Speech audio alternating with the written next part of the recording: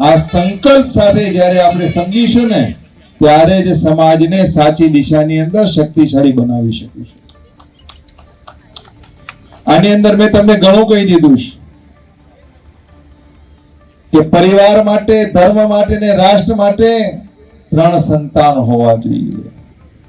આર્થિક સંપત્તિ વધતી જાય, મોટા મોટા બંગલાઓ બનાવીએ અને બંગલાઓની અંદર માત્ર એક જ દીકરો હોય અને કદાચ કોઈ કારણસર દીકરો અમેરિકા જતો રહ્યો, પછી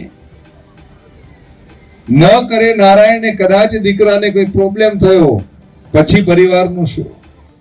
આવા અનેક પ્રશ્નો સાથે સામાજિક સુરક્ષાને લઈને આજે વિશ્વ ઉમિયા ફાઉન્ડેશન જે કામ કરે છે ને એની પ્રવૃત્તિઓથી આપણે સતત માહિતગાર રહેવું જોઈએ. આપણે માત્ર મંદિર નથી બનાવતા, સનાતન ધર્મના પ્રતીક રૂપે વિશ્વનું સૌથી ઊંચામાં ઊંચું શિવ અને શક્તિનું એટલે કે પાર્વતીનું ઉમિયાજીનું 504 ફૂટ ઊંચું મંદિરનું નિર્માણ આપણે કરીએ છીએ.